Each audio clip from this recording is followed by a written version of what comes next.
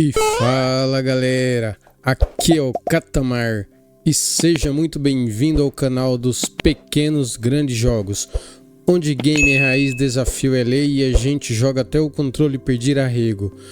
Pega aquela pipoca, aquele refri, senta nesse sofá e só curte. E um muito bom dia aí, boa tarde, boa noite, boa madrugada aí para quem vai estar assistindo o vídeo agora. Katamar só vai.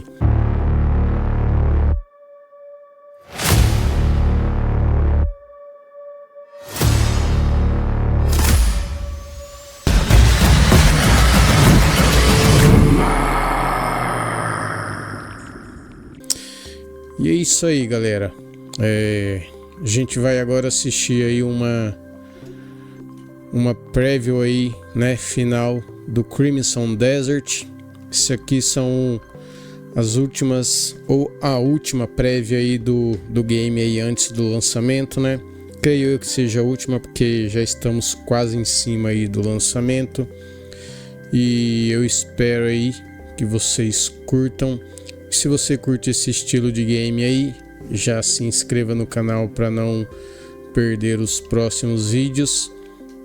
E deixa aquele curte like aí, beleza? Vamos lá e vai! And now, a bloody battle unfolds between the Greymans, who fight to uphold his will, and the Black Bear forces that seek to set it aflame. Every once in a while, a particularly ambitious game comes along and immediately hooks the audience. In Crimson Desert's case, showing a grand-scale world that recalls elements of Breath of the Wild and The Witcher 3 quickly garnered a mystique for its ridiculously over-the-top ambitions for a new open-world action game. However, since its reveal back in 2019, it has taken a long time to get a clearer picture of how the ambitions driving Crimson Desert have taken shape. And now, in 2026, it's garnered some healthy skepticism, leading many to feel it might be one of those games that's just too good to be true. It's us ordinary folk who are paying the price. Thankfully, with the now firm March 19th release date fast approaching, we have some extended hands-on time with developer Pearl Abyss's large-scale single-player action game. After diving into the opening hours of this grand-scale sword and sorcery adventure, we got to see just how detailed and vast the world of Crimson Desert is in real time. What sorts of oddball quests and brutal combat encounters are to come in protagonist Kliff's adventures across Pywell. Kliff e suas aventuras. Vai ter as cidades aí flutuantes, né? Por isso que ele está aí. Crimson Desert focuses on the story of wandering warrior Kliff, a member of the Greymane faction that seeks to keep the continent of Pywell safe during harsh times. But after a ruthless warlord decimates much of his crew, Kliff himself is seemingly killed in battle. But he's soon resurrected by mysterious new allies that come from the Sky Realm known as the Abyss. Now tasked with rebuilding the Greymanes, he'll recruit new and returning members to his cause, push the limits of his newfound powers, and directly confront a civil war and a malevolent force that's threatening the balance of the world. And I'm not sure I'd be much help on my own. Originally planned as a direct prequel to the MMORPG Black Desert Online, Crimson Desert is now a standalone adventure set in the same universe. Even without knowing the lore of Black Desert Online, Crimson Desert keeps connections light aside from the similar high fantasy setting and, occasional references. It totally throws itself into the style of a Western high fantasy epic, but with the added energy of an Eastern style action game in the vein of Final Fantasy. The opening chapters of Crimson Desert do well to introduce Kliff as a rugged and stoic hero who can easily cut down enemies in his path, but is also willing to lend a helping hand to the citizens across the land. But they got what was coming to them. Eu não deixei legenda aí porque não tem PTBR, beleza? Showcased the grand spectacle and ludicrous action in Crimson Desert, our hands-on time largely focused on the more laid-back tutorial set in the Hernand region of Pywell. We had played Crimson Desert 3 times before this extended hands-on, all of which focused on isolated boss battles and spectacle combat. But with this tutorial setting the tone for the pacing and storytelling, we've now got a much better idea of the larger structure of this open world adventure. While Crimson Desert has gotten a ton of comparisons to The Legend of Zelda, The Witcher, and even Dragon's Dogma, one game that really came to mind during our hands-on was Red Dead Redemption 2. Despite what we've seen before about how fast you navigate the massive world, at ground level, there is a surprising focus on navigating its densely populated areas with care and attention. We spent a lot of time just wandering the back alleys, interacting with people going about their day, finding new shops and cooking recipes, and even uncovering optional activities that do a good job of making the world feel bustling and lived in. What a woeful fate.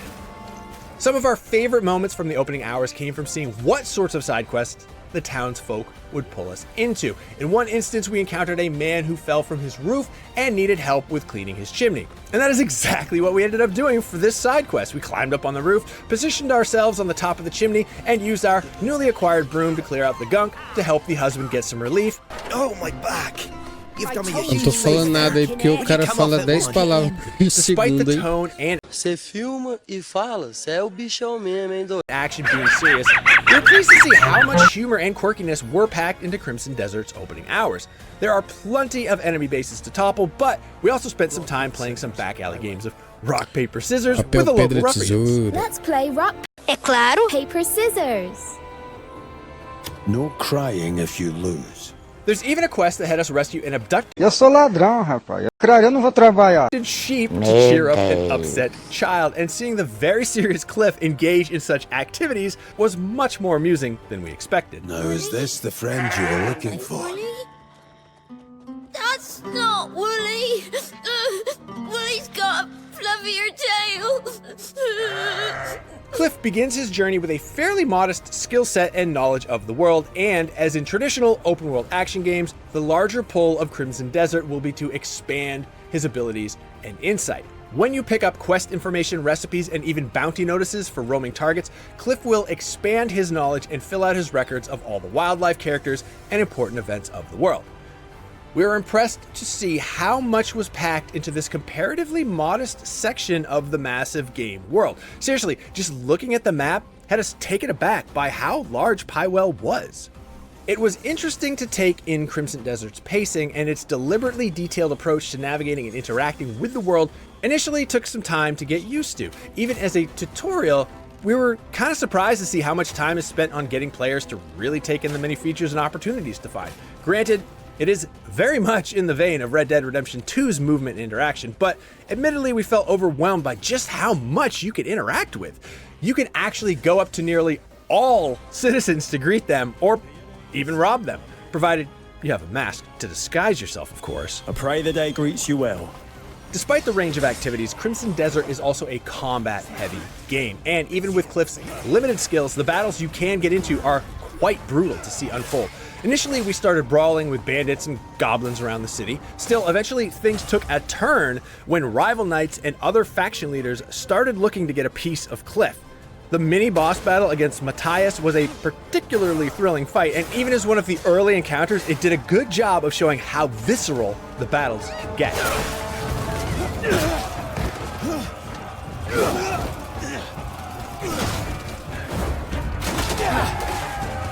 Eventually, Kliff will make trips to the mythical Abyss realm, where we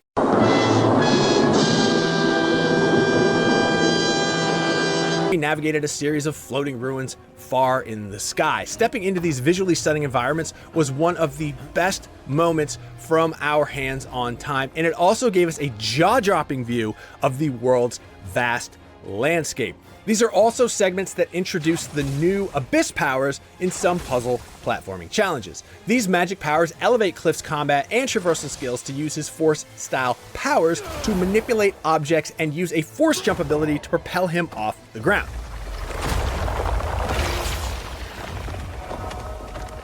Eventually, we were granted the ability to glide and took it out for a spin by skydiving back towards the ground.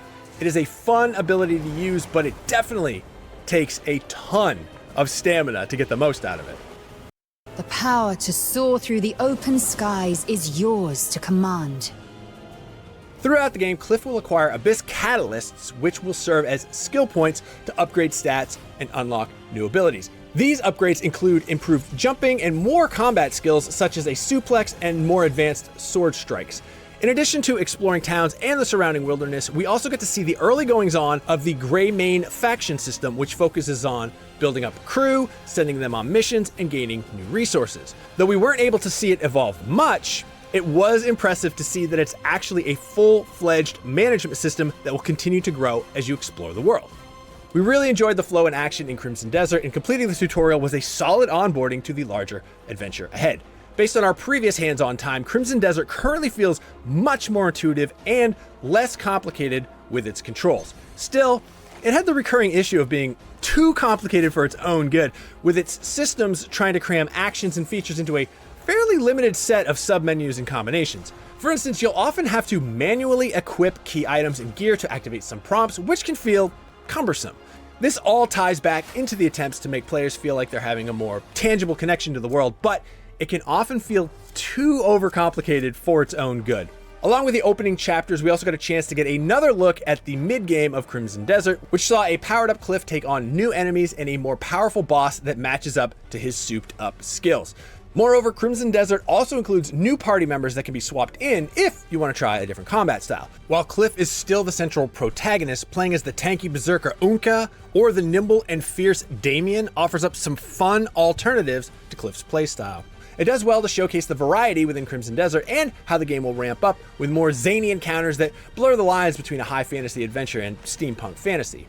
Even with the lengthy hands-on time, we were still only scratching the surface of the larger adventures to be had in Crimson Desert. There have been many games in the past that try to go for large, open-world settings, but don't often really justify the need to go big and bold. But we were honestly quite impressed to see that Crimson Desert is not only presenting a case for its take on an open-world action-adventure game, it is also having fun with the concept by pushing its attention to detail and just how much there is to unpack within the sprawling world. So far, Crimson Desert is showing a lot of promise. It's certainly been on minds for several years now, which has invited a host of comparisons with other large-scale games. But our extended hands-on time has made us feel optimistic and intrigued by the game's maximalist action style, and that's gotten us plenty interested in seeing if the full game can deliver on reaching the same highs as other genre greats. For more on the latest upcoming games, check out our recent previews of Samson, A Tindleston Story, and WWE 2K26, and of course for everything else in the world of video games, stick with IGN. É isso aí, galera. Espero eu que seja o game do ano. Promete muito, né? E é isso aí. Se você chegou até aqui e não quer perder os próximos vídeos aí, já se inscreva no canal aí, comenta, ativa os sininhos, que vai me ajudar muito, beleza? E, cara, esse game aí pra mim vai ser um quebrador de correntes aí no mundo dos games. Creio eu que ele vai quebrar paradigmas aí, né? Porque é um game aí que já foi adiado várias e várias vezes. Ele ia ser um MMORPG, mas aí foi deslocado para ser um game. E vai ser um game muito bom, espero eu. E você aí, está ansioso por este game? Esse game aí que não é um Ctrl+C, um Ctrl+V, como várias empresas aí de games que a gente tem visto aí, vários estudos que fazem isso. E é isso aí, galera. Me diz aí nos comentários aí o que você achou dessa última preview aí de Crimson Desert, e eu espero que você tenha curtido aí e gostado. E é isso aí, galera. Eu vou ficando por aqui com mais esta preview aí de Crimson Desert, e eu deixo meu abraço aí pra vocês. E é isso aí, Catamar, e fui.